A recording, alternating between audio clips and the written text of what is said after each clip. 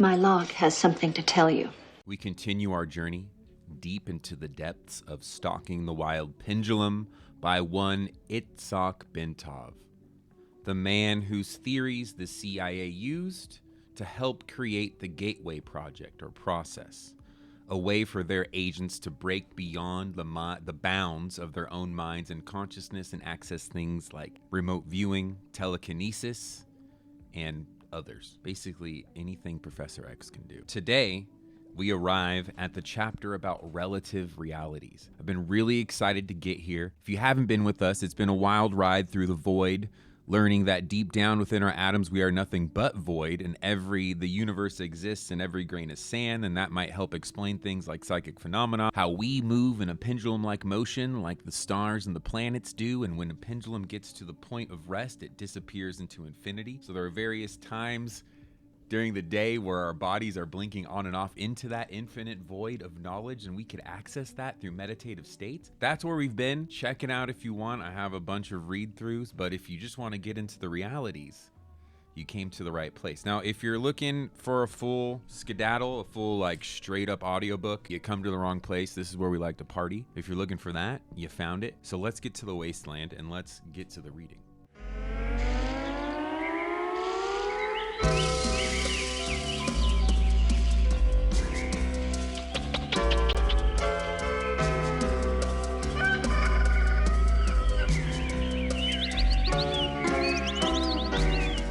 In the last chapter, the quantity and quality of consciousness, we reviewed a chart that went from the mineral, plant, animal, human, emotional, and spiritual realities. Kind of a little drawing depicting each of those, right? The mineral being rocks and, crystals and all that fun stuff. The spiritual being entities that we encounter, angels, ghosts, demons, whatever, God and beyond, in the astral planes and in the absolute plane. So today we're gonna dive into each of those realities in detail. So buckle up, this one's a really fun one. I love chapter 6. We're gonna start with the mineral reality. What's it like to be a little rock, to be a pet rock? The lowest of the realities, and not lowest in like a bad way, just like it's just lowest on the hierarchy because they don't have the range of reactions that we have. A rock is just, a victim of circumstance. It can't do anything but chill. Let us start with the lowest realities on our diagram and work our way up towards the absolute. The absolute being the highest consciousness. Attempt to visualize yourself as a rock. It is difficult, of course, but if we try hard enough to go into the reality of the rock, we may find that one has a dim perception of, say, hot and cold, light and dark. There would be some communication with other rocks, but it would be limited, possibly to a dim recognition of the presence of something else. I feel you, brother rock. Social life, of course, would be very limited under these conditions. The important aspect of this situation is that there is no growth, just attrition. The energy exchange curve extends into the plant reality and never goes down to zero. That is, it does not touch the vertical line, which means that there is always some energy exchange with other levels. All the levels are communicating, from the mineral reality to our rock buddies to the plant guys. The plant reality. The first thing we notice as we compare the plant reality to the mineral reality is that in it there is growth and reproduction. There is what we call life. The quantity of consciousness is higher, and so is the response to stimuli. Naturally, there is adaptation to new conditions, a battle for survival, acute awareness of light and dark. There is a lively social life and even a love life. The latter, of course, done discreetly through a third party. Most of us have heard about experiments demonstrating that plants respond to human emotions, to threats, to love, etc. And like in Ghostbusters with the ooze, and on the old social media, when you're scrolling, sometimes you run into those guys who have mushrooms play music or plants play music because they're conscious. The Secret Life of Plants by Peter Tompkins and Christopher Bird is the best source of information on this subject. The plant reality is a big jump from the mineral level, but it is relatively static since the ability of plants to move is limited to growth. Note that the energy exchange curve of the plants extends into and beyond the basic frequency range of the human reality. And what the heck is he talking about when he says the energy exchange curve? Let me show you. Pardon me, cat. This is the old energy exchange curve. You can see this guy. We're going to learn what this guy's going wow about in a second, but the energy exchange curve starting out here, the lowest line, that's mineral, and then curving up through plant, animal, human, and then astral. The real fun, funky stuff. So that's what he's talking about when he says energy exchange curve. So note that the energy exchange curve of plants extends into and beyond the basic frequency range of the human reality. So us and plants, we're connected. Us and rocks also. Let's talk about the animal reality. Here there is a broader span of emotions. There is freedom of movement in 3 dimensions. There is communication within and across the species. Domesticated animals can communicate with humans. There is a group consciousness in the form of a herd instinct. Some animals are inventive and highly intelligent tool users, not to speak of porpoises, who, by judging by the complexity and size of their brains, could rival humans in intelligence. When we look at figure 30, this son of a bitch has a figure from a previous chapter, and I didn't load it up for y'all. That's my bad. Here's a better look at what Itzhak's been talking about when he talks about the energy exchange curve. See the little whoop-de-doo in the middle of this chart here? How it goes up from the mineral reality, and they're in bands, right? From F1 all the way up to F9, and that measures our consciousness. So that's what he is referring to when he talks about the energy exchange curve between each of the levels, between the mineral, up to the plant, up to the animal, and beyond. When we look at figure 30, we see that the energy exchange curve of the animal reality extends into the level above the human and into the plant reality, which means that animals can communicate with man and plants. Note that the energy exchange curve never goes down to 0. There is a minimal and constant awareness on the part of beings belonging to one reality of those of the other realities. This is so because the common uniting element of all creation is consciousness, and through this bridge, all things are in constant contact, as we shall see later. Bye-bye, figure 30 for now. Miss ya.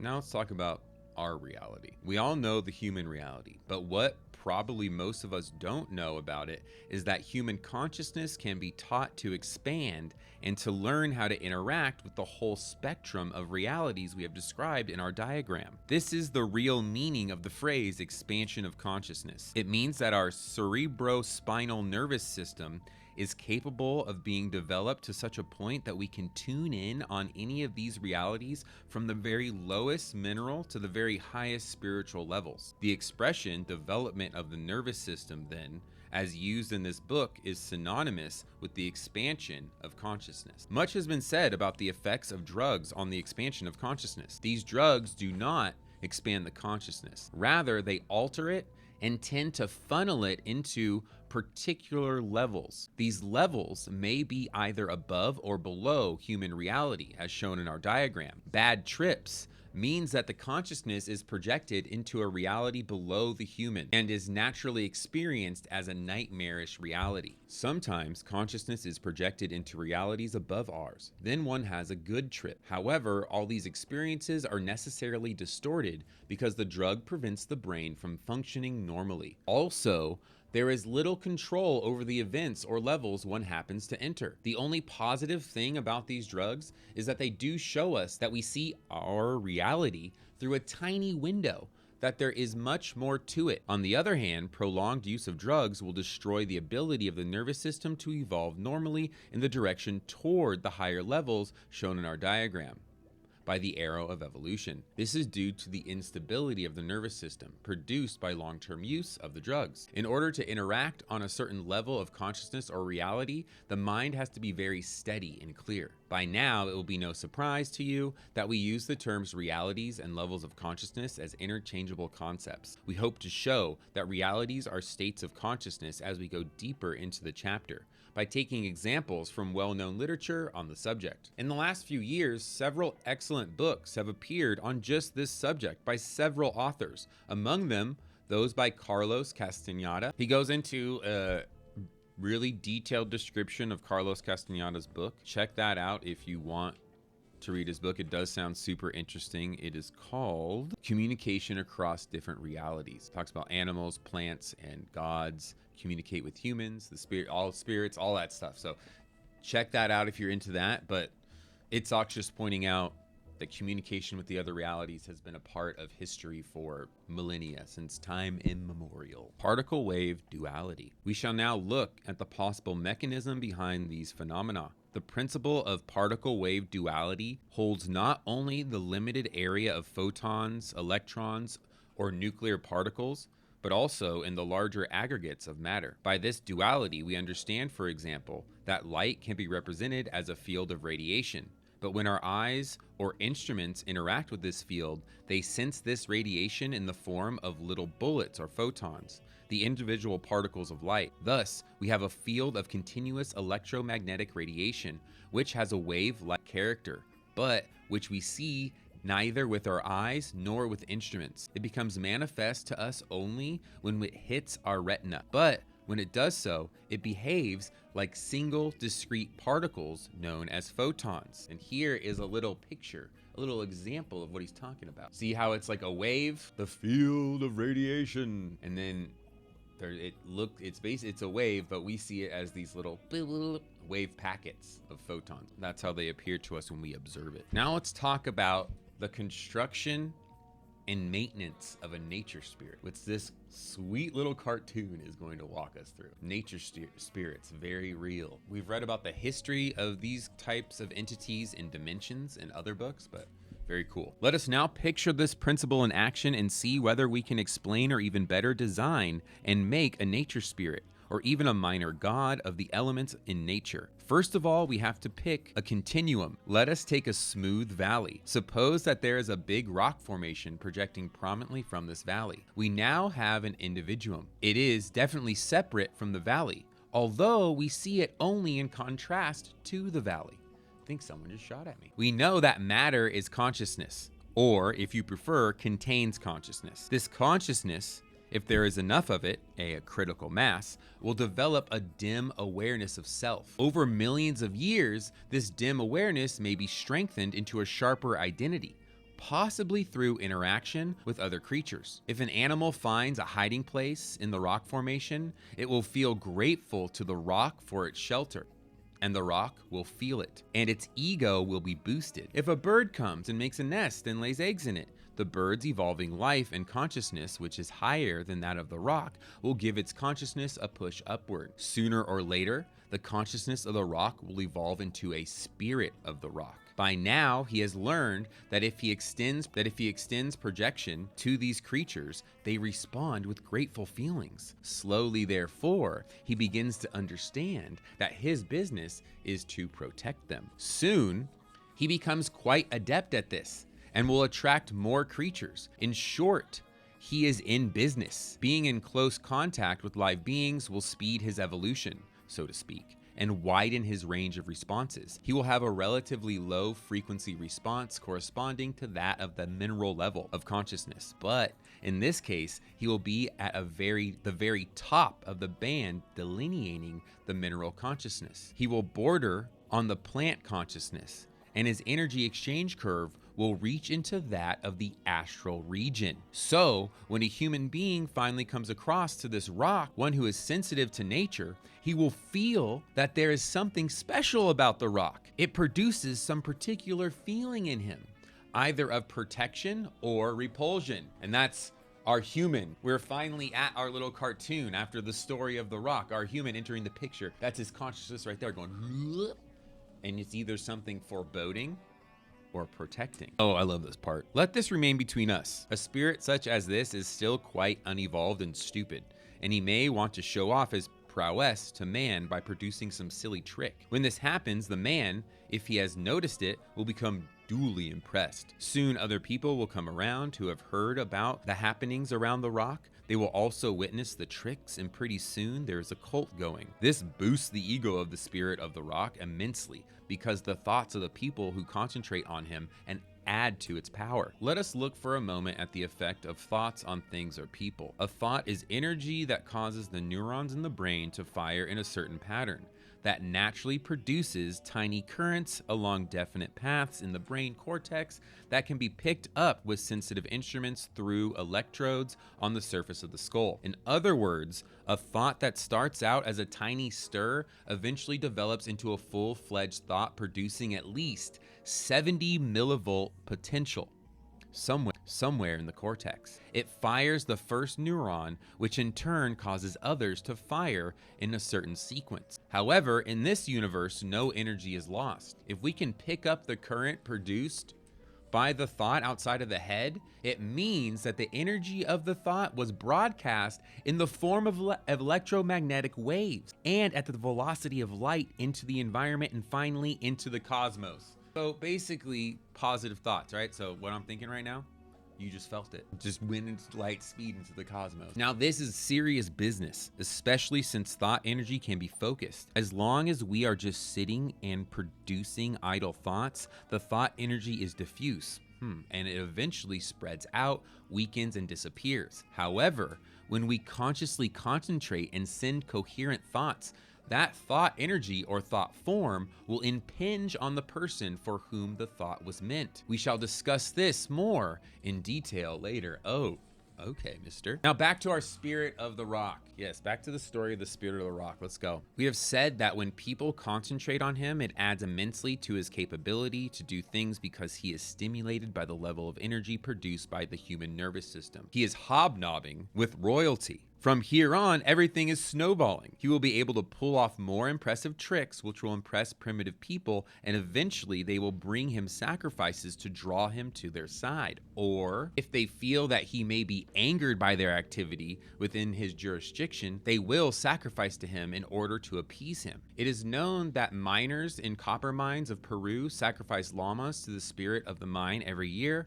with great pomp and ceremony. According to the miners, this spirit, who is the individuated consciousness of a vein of copper, will be appeased by the sacrifice and not harm or cause accidents to the people working in the mine, who in effect are digging up and diminishing his body. I mean, yeah, you gotta give thanks, man. Eventually, the spirit of the rock, which started out as a vague dim awareness in a mass of matter, develops into a powerful spirit or a tribal god. Now that we have successfully followed the spirit's evolution, we may have a slightly better insight into the meaning of mescalito, the spirit of the peyote plant, described by Carlos Castaneda in the Teachings of Don Juan. And that's the book he was talking about earlier, the Teachings of Don Juan, if you want to learn about those kind of psychedelic plant spirits. We are dealing here with a more evolved entity, representing the sum total of consciousness of all the peyote plants in a certain area. In other words, their group consciousness. These plants having a relatively high level of consciousness, and let's check out this little sketch here, certainly higher than that of a rock. Mescalito, therefore, is more intelligent and has a greater variety of responses than the spirit of the rock. He is in constant contact with humans who view him as an ally. They cater to him, and he responds by performing for them in his own way at the trip he takes you on. At first, he was nothing more than a space charge, a cloud of low consciousness. As he gained energy, he may have developed a more definite form, a shadowy one at first. Later, when human consciousness interacted with him, he may have resonated to human thoughts and formed himself to a body that matched their expectations, and that could be visible to such sensitive people as clairvoyants. Sounds like mushrooms too, like we kind of branch off from mushrooms at one point, of evolution, and that's why they take us on such trips too. Get a pet rock, start thinking about it, give it a little consciousness. Maybe we'll start performing some tricks for you. We were just learning about the human reality. We went through the mineral reality and how like a nature spirit can come to be. Now we're talking about more on individuation. He just went over, I'm just refreshing my memory to get back in the mode. The peyote and the god associated with peyote, what was its name? Mesca something? Mescalito. Okay, now more on individuation. In a way, all these minor gods or nature spirits rely on the energy they get from others to keep themselves powerful. Just like the politicians, Their power and influence depends on the size and strength of their constituency. As above, so below, just like with everything. There's a really good book by Neil Gaiman called American Gods that has this concept with like old gods fading, new gods arriving. Really fucking good, but it nails that concept perfectly. The show's okay. The book is a million times better. The show's first couple seasons are dope. I mean, and freaking Glovin, Crispin as Mr. World, rocks my world. Eventually, as their constituency diminishes, they fade from the scene, as did the gods of the ancient peoples. For example, the Baal, the Moloch, the Greek and Roman gods, etc., they remain at some nominal value, sufficient to hold a social security card for old age pension. Now that we have become quite proficient at analyzing and synthesizing gods, we can give a quick try and see whether we can come up with a handy god who operates the local weather. Let's go. Let's make a weather god, make it nice. Oh no, make it like just so it rains enough too, so there's not like wildfire danger. That's what we're doing. Or maybe not, I don't know, Itzhak, what are we gonna do? An air mass is/has consciousness. There is the big general pattern of winds on a global scale, such as the trade winds. That mass of air would be represented by a very large substantial entity on the level of consciousness corresponding to the mineral level. He, in turn, will delegate responsibility for the local weather to smaller entities contained within him who know the local needs. These entities will do their best to keep everybody happy under the given conditions. Let's get a little sketch of this. A tornado is a typical high energy individuation of a mass of air. A hurricane is another. You may remember that before we started analyzing gods in such a down-to-earth manner, we talked about particle wave duality or individuation, or a tornado or a nature spirit is a good demonstration of such an individuation. This holds true throughout all levels of nature, all the way to the absolute, so that we can say that nature is modular. The very biggest entity, the universe, contains smaller entities, which contain smaller entities, which contain smaller entities, and so on ad infinitum. Ad infinitum, ad infinitum, ad infinitum. The term modular means that a unit will always be divided into smaller but integral units. Each unit is important, no matter how small. Let's talk about this communication gap, and then let's talk about one of my favorite sketches in this whole entire book, and that's this guy. The horse in a telephone. I was gonna say on a telephone book, but no, he's inside a telephone booth. Whoop. And he'll go under here for now and hang out with us. He's a preview of what we're gonna talk about in the astral realities. Probably one of the dream gods you meet, the horse in the telephone booth. He asks you 3 questions. You gotta get them all right. Or you have to take his collect call. One of the two. The communications gap. Reading this, do you get the feeling that you are standing on an island and there is a lot of action around you, but that you are somehow blindfolded because you don't seem to see any of this action? Unfortunately, that's the truth about humans. We have seen how the mineral consciousness can extend into the reality above that of our normal waking reality or state of consciousness, the so-called astral reality. Admittedly, Figure 30 is a rather simplified attempt to express in 2 dimensions aspects of consciousness that are multidimensional. And again, Figure 30, we go back to our origin chart. This is what he's talking about. He's like, yeah, what I drew here is rudimentary and dumb for what I'm trying to describe, which is multidimensional and insane. So just basically talking about the mineral reality being down here in the curve of consciousness. It goes up. We have access to upper bands. Let us look at the level of consciousness or reality above our human waking state. So that would be at about F6 to F7, into the next level above us, the so-called astral level. In fact, we appear there during our dreaming episodes every night, especially during REM episodes, REM sleep, of active dreaming, which occur about 5 times a night. In these periods, we are pursuing activities that are often emotionally charged. We often find that in REM dreams, we encounter people and animals which means that they do reach into that level of consciousness, as the energy exchange curve shows. So yeah, as you can see, we run into animals, plants, all sorts of shit in our dreams. They're dreaming with us, man. We're there together in our dreams. So you can see the band of consciousness swooping up and up. And look at this, we have a visitor. People love to come. I think this guy's just, that might have been the guy who ran up and shot me. I don't even know. But anywho, they act as either props or are actively participating in our dream situations. What is typical to this level of consciousness is that our mental rational self seems to be absent here.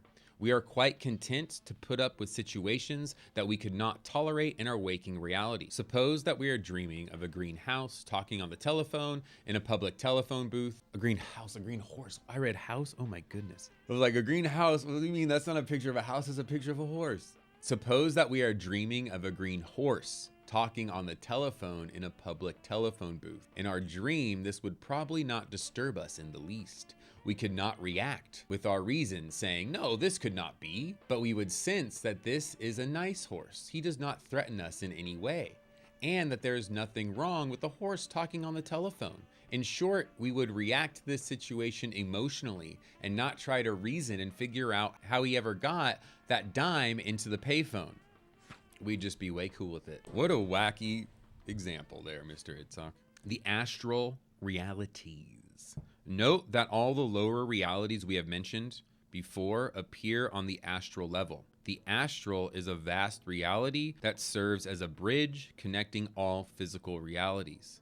The mineral, the vegetable, the animal, and the human, with or without physical bodies. During our waking state, we do not usually function there, but there are good descriptions by people who can go into the astral reality at will and who have taught themselves to function there quite well. And he talks again about his buddy Castaneda, and his book mentions dreaming. There's another really good book that talks about dreaming and all this. It's called The History of Dreaming. I've talked about it a few times, but it just rocks my world learning about dream shamans and places in dreams that we could all meet up and how we all do share a dream world. We can enter a global dream world. We can plug into it. It's like an as above, so below thing with like video games. But anywho, there's another good book called Robert A. Monroe's Journey Out of the Body. Again, we're not reading every section because this isn't a audible read aloud book. It's just get those books though. Journey Out of the Body, The History of Dreaming, and then the Castaneda book. They sound really interesting. Ultimately, this little section, he's just pointing out again that the astral level is dominated by emotion. We leave logic behind when we enter the astral plane. He basically breaks it down that during sleep, when we enter these astral planes, nature's kind of giving us a coming attractions. Our dreams are getting us ready for our next level of consciousness, which is one of the same things that Dr. Jacques Vallée talks about in Dimensions, with encounters with the paranormal, with space, whatever it is, whatever kind of entity you encounter, from fairies to space aliens to ghosts and everything in between. It's more of the consciousness helping you open your mind, which I think is what Itzhak's talking about here for dreams. Nature gradually acquaints us with functioning on our next level in order to prevent the shock of sudden adjustment when we finally move there for a more extended stay. The so-called death, and that's like death of your ego, I guess, I don't know. Figure 34A, wahoo! And here's our successive life cycles. Shows an enlarged portion of figure 30, dealing with this matter. This is a very simplified diagram. It does not take into account the beings that move much faster than the average along the evolutionary path. Those who engage in spiritual practices. It shows that an average person presently spans at least 3 levels of consciousness. That is, the physical, the astral, and the mental. Each coil in the helix represents the many quote-unquote life-death cycles. As an example, let us follow the life of a person born into the lower portion of human physical reality. Lower does not mean lower economical status, rather a person having a rather underdeveloped nervous system in terms of evolution of consciousness, and his ability to interact with the higher levels. In other words, a purely materialistic human. When such a person dies, he also appears on the corresponding low level of the astral plane. This is the slum area of the astral region, the nearest in its frequency response to the physical. Therefore, the interaction between it and the physical level is easy. Such psychic phenomena as poltergeists, haunting, spooks, and Ouija boards, and Ouija board personalities, possessing spirits, etc., all belong in this general low-level category. This is the meaning of the crossed-hatched triangle formed by the crossing of the two energy exchange curves in figure 34b. That's where the ghosties and ghoulies live. Now notice that a rising helix connects the human with the astral levels. This helix starts at the lower level of human evolution. The entity quote unquote dies, lives for a while in the lower astral region, then provided he has made enough progress, he is reborn on a slightly higher level of human existence. The ladder of rebirth. As you have noticed, that the dead, quote unquote, are not quite dead, as most of us would like to think they are. Many eyebrows are probably being raised at this point because we have reached a touchy and controversial subject, that of reincarnation. It is not that until now we discussed only nice, tame subjects, but these subjects were presented as speculative issues. In other words, we discussed them on the mental level. In contrast, the issue of reincarnation has an emotional impact on many people. To those readers who need a more objective approach to reincarnation, we suggest reading a book called Deathbed Observations of Physicians and Nurses by Carlos Osis, and books by Ivan Stevenson, suggestive of reincarnation, and Raymond A. Moody, a book called Life After Life. In the meantime, we shall continue with our rising helix. And yeah, there's other really new things out now. There's tons of like doctors who have had near-death experiences who are doing like the podcast circuit and all that shit. There's whole podcasts dedicated to it, but people have been to the other side. It just continues, you know. But I'm with Itzhak. Yes, it just continues. You go to a fucking sick ass plane, and you kind of, depending on what you believe, is where you're gonna end up. And then beyond that, it's rebirth, possibly. I'm with that, Itzhak. The human unit of consciousness will, we hope, be reborn next time around on a higher level at each turn of the helix. By the time he has learned all there is to learn on the physical level of evolution, he will move into the astral region and will not come back into physical existence. That is, he will not need a physical body anymore, but will continue to live in the astral realities, which will be as real and as solid to him as our level is to us. The reason for this, naturally, is that the energy exchange with the environment is maximum in that reality. A nice thing in the astral reality is that one's ability to manipulate time becomes pliable and subjective. The astral realities lie in the region between our time-like universe and the space-like universe described in Chapter 4.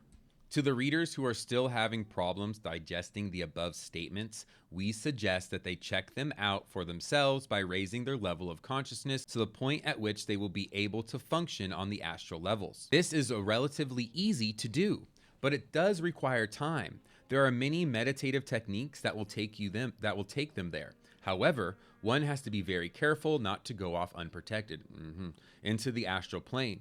As we mentioned before, the boundary layer between the physical and the astral is populated by creatures of the lowest type, criminals, drunks, etc. That one has no physical body and is dead does not change one's personality or intelligence. These will attack the unsuspecting tourist. Therefore, the protection of an experienced teacher is required before attempting forays into the unknown. I mean, that's just smart. Going unprotected would be the equivalent of entering blindfolded some tough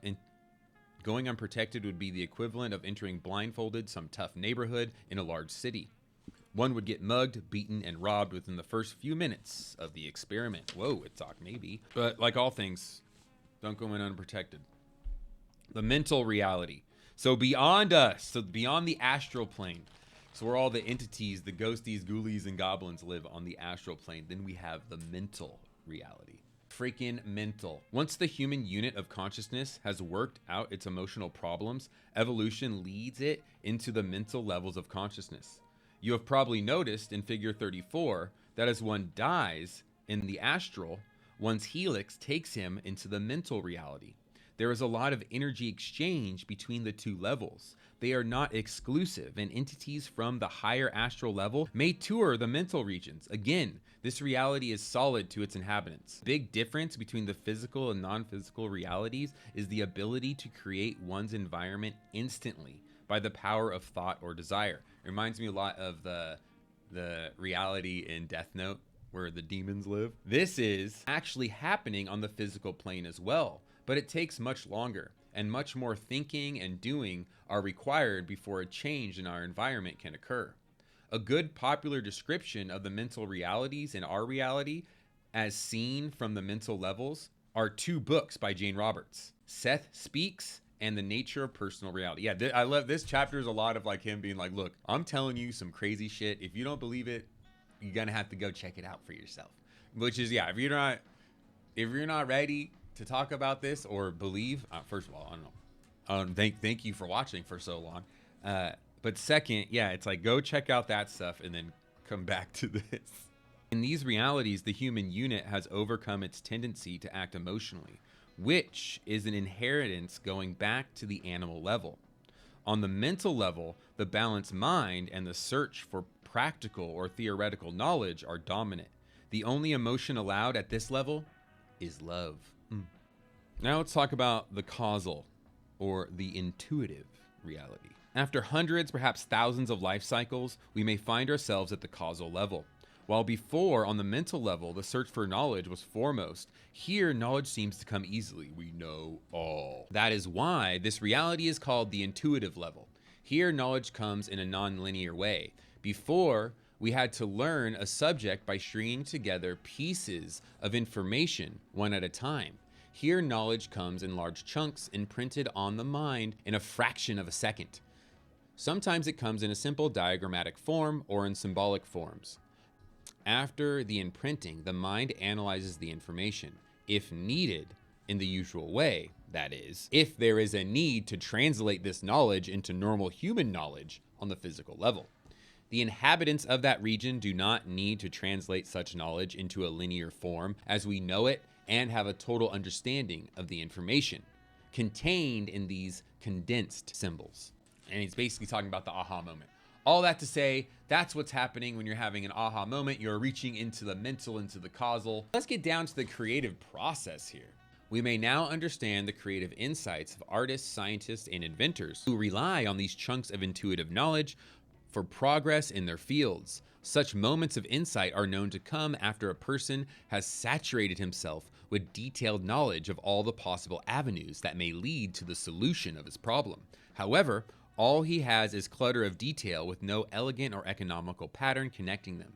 Then suddenly, in a moment of relaxation, when least expected, it is as if the sky has opened up for a second and the solution to the problem comes. It is received as a chunk, all of it, all details visible and fitting together in elegant order. It may be the culmination of years of search, and it is all imprinted on the mind in the intuitive flash. The information is imprinted on the mind and then it is decoded in our normal linear fashion, while the person is still in a state of joyous ecstasy. What has actually happened is that in a relaxed moment, when the mind was not busying itself with any problem in particular, or may have been in a state of reverie, it projected itself into the intuitive or causal levels for a very short period of time, as described in chapter 4, the pendulum when you blink off. Boop. Here, the unit of consciousness saw the solution, since solutions to all problems are already present in the space-like universe. Best part about a problem is the solution. In other words, the solution was received when the mind momentarily happened to be in an altered state of consciousness. In that state, the subjective time had expanded so that there was enough time to search out and retain the solution. In short, the mind has resonated with that high level for a while and was able to absorb the available information.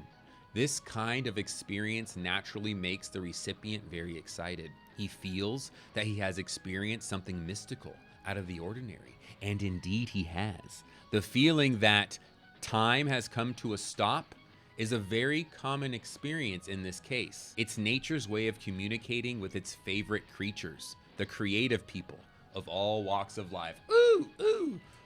And also, all to say, the quiet moments are good. Taking still and just letting your mind run and thinking is good. That's when a creative bolt might hit you. Don't worry about your worries, you know? Like, you've thought about all the avenues already. Now just let it come to you. Just relax and focus on the day. Your day to day. What do you got to do today? The other bodies. Let's learn about our other bodies. We have seen how a bundle of consciousness, or the human unit of consciousness, is slowly moving under the pressure of evolution in the direction of higher complexity. That's just evolution, right? As above, so below. As we go forward in time, we evolve. Or of more knowledge, of higher interaction, and a better understanding of nature. And therefore, as the energy exchange curve shows, toward more control over one's environment, more happiness. In chapter 2, which deals with the micro realities, like deep inside our atoms, we have seen that the physical body is made up of interacting, pulsating energy fields. What we call a physical body, quote unquote, flesh, bones, and blood, rapidly disappears when highly magnified. We disappear into the void, baby. So our physical bodies are a piece of matter and can be viewed as an interference pattern of electromagnetic fields that changes with the passage of time. However, regardless of how tenuous our physical bodies may look under high magnification, they seem to serve us quite well as they interact with our physical environment. Now let's see if we can carry this a little further. Are there any chances of finding or inventing other quote-unquote bodies that would serve us as well in interactions with other higher realities? The answer is yes. Interacting wave patterns will inevitably contain higher harmonics.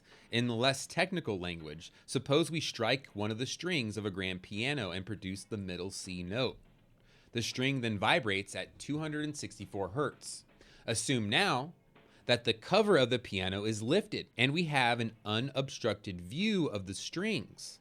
We shall notice right away that the 8th string, including the C that was struck, and counting up the scale, will vibrate strongly in harmony with the C string. The 8th string is a full octave higher, which means that it vibrates exactly at double the rate of the first C at 528 hertz. We find that other strings also vibrate in resonance. The string half an octave higher than the middle C, which is the note G, will vibrate at 396 hertz, not quite as strongly as the previous string. Other strings will be found to vibrate even less. We can see that the strings that are separated by integral multiples of the vibratory rates, like 2 times 3, etc., resonate best. While where the ratio becomes fractional, like 1.5 or 1 1/3 times the original frequency, the exchange of energy with the original string is not good. So again, to say every emotion, every thought we do vibrates out into reality. Even if it is super weak, it goes out into the cosmos at light speed. So positive thoughts, man. Let's just all think like, ooh, yeah. But let's go back to our vibrating bodies. We see now that we can make a reasonable assumption for the existence of bodies made up of the higher harmonics of our physical body, our higher selves. They may not look exactly like our physical bodies, and they may be outside of the reach of our instruments and normal senses. We can also take these higher harmonic bodies and divide them into arbitrary groups. We can say that bodies vibrating within such and such a range of frequencies will be called astral bodies, our dream bodies. They will help us to interact on the astral level. So that's the body you use when you're in a dream. Next would be bodies containing higher harmonics, which will allow us to interact on the mental level, etc. Successively higher harmonics of our physical body then will allow us to interact with higher and higher realities. These bodies will not interact well with our matter and will be normally invisible to us because of weak interaction between them and the physical body. So let's take a little look at a good little Itzhak sketch of this, huh? So there's us, right? And we're going to get into these auras in a second. Our true auras, and we do all have an aura, which is so funny, the things that become little memes out there. So to summarize, we have seen that the physical body is an instrument that allows us to interact best with our physical environment. This body is interpenetrated by bodies or fields having higher vibratory rates. They extend beyond the limits of the physical body. This is what clairvoyants can perceive as colorful egg-shaped halos or auras surrounding our physical bodies. They contain a lot of information about us for those who can properly read the meaning of the color, size, shape, and motion of these bodies. Yeah, read what's my aura? I know the color. The most strongly visible of them would be the astral body because the nearness of its vibratory scale to the physical. It is visible at about 18 to 24 inches from the physical body. There is another quote-unquote body we should mention here, and that is a so-called health aura. It is really an extension of the physical body and is made up of a cloud of particles given off by the physical body, such as the tiny salt crystals, small flakes of dry skin, keratin, small flakes of dry skin, keratin, molecules of water, ammonia, CO2, etc. We assume that this soup of particles gets excited by the bombardment of ultraviolet photons given off in small quantities by the skin, possibly due to mitotic radiation. Hence, we have a soup of charged, ionized particles around the body that seems to be limited quite sharply on its periphery. This field is very sensitive to the state of our health, hence its name, the health aura. It is possible for us to say at this point, without causing much consternation, that figure 19 in chapter 2, which showed how the static field produced by the body changes with distance from the body, is actually a representation of the health aura and the astral body. It showed a reading of a person's actual electromagnetic field. So he's just telling us now, all that sciencey shit I talked about earlier, that's actually cool, weird, mystical shit. That's your health aura, bro. You will recall from chapter 2 that the 4-inch limit of the almost vertical leg of the curve is very sensitive to a person's vitality level or state of health. Also, when a person is emotionally excited, the flat leg of the curve will increase. And here it is too, another example of it. Readings of our health aura. The curve will increase in potential and rise about 30% above the normal level.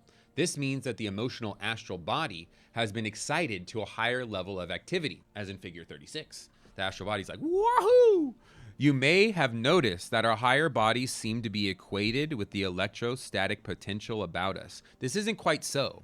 The electrostatic field is just one small component of these higher harmonic bodies, which fortunately we can measure and identify. The other components in which most of the energy of these bodies lies will have to await the development of new and different kinds of instruments. Do we have those instruments now? This book was written in the 80s. Tell me, please. Uh-oh, we're rounding the bases. But now it's time, gather round. Because guess what? It's time to put it all together. Yesterday, when Freddy Krueger got his star on the Walk of Fame, hope everyone watched a little bit of Nightmare on Elm Street. We're trying to watch all three. We watched 2 last night. 1 and 2. 2 is two's a wild ride. I like 1 one's amazing. 1's great. The visuals are great. Wes Craven's a master. 1 was amazing. 2 is very funky. I wasn't the biggest fan because I wanted Freddy to be more in people's dreams in 2. But that's what makes me excited for number 3. I haven't watched it yet. Dream Warriors. I've never seen that one, but it's with old Larry Fishburne. And I'm excited because hopefully they fight in the dreams a lot more in that one. I feel like number 2 kind of lost the plot a little bit. Was it fun seeing Freddy at the party? Absolutely. Was his body count shockingly low for a sequel? Yeah, that's what I felt too. So hopefully number 3 is a little different. We'll see though. But anywho, let's put it all together. Speaking of dreams and a dream man, Freddy Krueger. Congrats to that guy for getting his star finally. And number 2 has none of the mystical fun stuff. Like number 1, young Johnny D's like, yo, I learned about these dream guys. They do this in their dreams. They turn their back on the monster and it goes away. And then she's like, oh, really? And then she does it to Freddy and it works. There's none of that in number 2. There's no fun like. So I hope that comes back in number 3. We shall see though. Don't spoil it if you're a big Freddy 3 fan. But let's put it all together. We have described a set of bodies made of higher harmonics of the physical body, which interpenetrate our physical body. This mechanism allows us to interact on different levels of consciousness. A few examples may make this clearer. The basic underlying function of our physical and other bodies is to pick up signals or stimuli, process them, and respond to them. That is what makes up our daily experience. Suppose now that we visualize ourselves as a radio-like device that is receiving 4 or 5 different stations simultaneously. One station will by far overshadow the others in loudness, and among the others there are also differences in their degree of loudness. We can liken the strongest station to the physical reality. Whatever comes in through this channel is heard most strongly. The other stations, representing the astral, mental, causal, and spiritual realities, are successively weaker. Thus, people whose ears are not very sensitive will only hear the physical station, while people with more refined hearing will hear more of the weaker stations. The important thing to realize is that we are capable of listening to all the stations simultaneously. All of us are capable. It's all about just, oh man, being able to quiet that inner mind. That's so tough. I'm on that journey right now. Our listening to the weaker stations would improve considerably if we could only turn off the loud physical station. This is what we do in sleep, in meditation, or in sensory deprivation chambers. That the loud physical station is on does not mean that we don't pick up what the other stations are broadcasting. We're picking up what they're putting down. Take, for instance, the sudden attraction or aversion we feel for someone whom we meet for the first time. We pick this up through our emotional band. And in the case of sudden attraction, our astral bodies, which extend beyond the physical, resonated in harmony. In the case of aversion, strong dissonances must have been produced. Finally, we come to the subliminal stimuli. For example, a constant irritation with something or someone or on any of these levels may appear as a change in the physical body. A psychosomatic illness. Repressed anger, being a powerful emotion, may cause cancer in some people. Anxiety and uncertainty will cause ulcers in others. Frustrations on the mental level may seep down into the physical level as depression, etc. The weakest station is the spiritual. This is the little voice that tells what is right and what is wrong. The voice of our higher self, our conscience. Sometimes we meet people with whom we share a common way of thinking, almost to a point at which, when confronted with a situation, we can predict their reasoning step by step, and as a result, their reaction to the given situation. Here we seem to resonate on the mental level, which is quite enjoyable. The intuitive gut feeling about success or failure of a project, for instance, is picked up through our intuitive band. When we find that 2 or more artists, scientists, or inventors have come up with an identical idea at approximately the same time, we can assume that they all tapped the causal intuitive level, where the idea happened to be waiting for them, and they resonated with it. That's how it works. You just got to dip in there and grab it, the big idea. Mr. Twin Peaks, Mr. Lynch, I was like, what's his name? Oh my God. David Lynch has a really good book, Going After the Big Fish or something like that. I have it on my nightstand, but it's a really good book about meditating, and that's where you get the big ideas, deep down in there, when you're able to like quiet the mind and let something emerge. But what the heck? Let's get to the brain. We have now become acquainted with a profusion of bodies, but our brains seem to have been lost in the shuffle. Let me suggest that the brain is a piece of hardware, a computer terminal, which normally processes the input provided by the senses in the waking state. When the input from the senses is not processed, as in deep sleep, this piece of hardware is in a state of complete rest and is not generating any images. However, as soon as our consciousness becomes focused in the astral during the dreaming cycles, information from that reality will pour in, and the imagery of the action produced in the brain will be followed by movements of the eyes and sometimes limbs. Let's do a little experiment here. It would be useful to try a little experiment with our brains. Let us sit down in a comfortable position in a quiet place and try to stop our thinking process for I'm going to summarize this part here.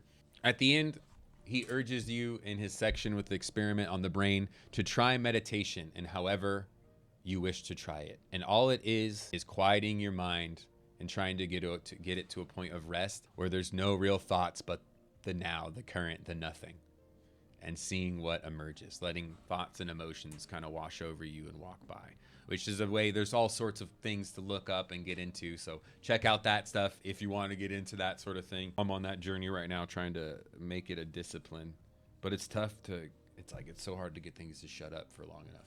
But anywho, let's summarize. Enough about me. Let's summarize chapter 6. So this is everything we learned today. So buckle up. Nature, or in the broadest sense of the word creation, is made up of a continuous spectrum of realities. Present mankind happens to function most of the time in what we call the physical reality, but we also function to a certain extent within 4 or 5 of our neighboring realities as well. One can train oneself to interact with these other realities by using certain available techniques, meditation. Our successful interaction with these other realities depends on the extent to which we have developed our vehicles or our bodies, which are matched to respond to the frequency span of each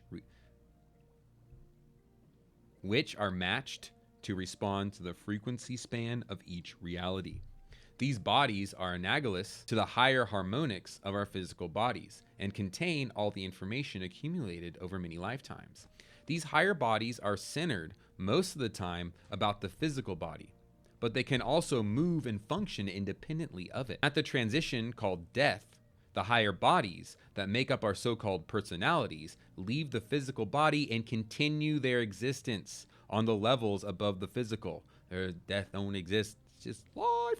Which are to the unit of consciousness as valid a reality as the physical was previously. This unit of consciousness can still interact weakly with the physical reality. There's like, that's what all that stuff is. Like ghosties, ghoulies, the other side, that really is stuff poking through, energies poking through from the other side. I feel like this is a good one to remember for when your thoughts maybe get out of control, or you're trying hard to let a thought walk by when you're trying to quiet things. Thoughts or desires do not originate in the brain. They are generated by the respective bodies or fields that act on the brain to produce tiny impulses that the brain amplifies into thoughts. Quote unquote, thought exists below the threshold of a recognizable thought. Kind of like beamed to us in a way. But we'll get more into that in the future chapters. The next one being named the parable of the bicycle. But that is chapter 6. Thank you for joining me today, this morning, tonight, wherever, whenever you're watching this one. That was a really fun chapter. We got to go over ghosties and ghoulies, which I wasn't even expecting. I forgot that was in this chapter, but basically proof about all the things we talk about on Monsters After Midnight and my book clubs. It's out there. It's real. There's another world beyond ours, beyond the veil. And I don't know. That's all I got for you. Join me tonight for Monsters After Midnight. I'm not sure what we'll be talking about. I might be doing a director's cut of the Backwoods Baddies, the Sasquatch sisters and such, or something of the ilk. But check me out or don't. Love you. Thanks for joining. Have a good day. Ta-ta.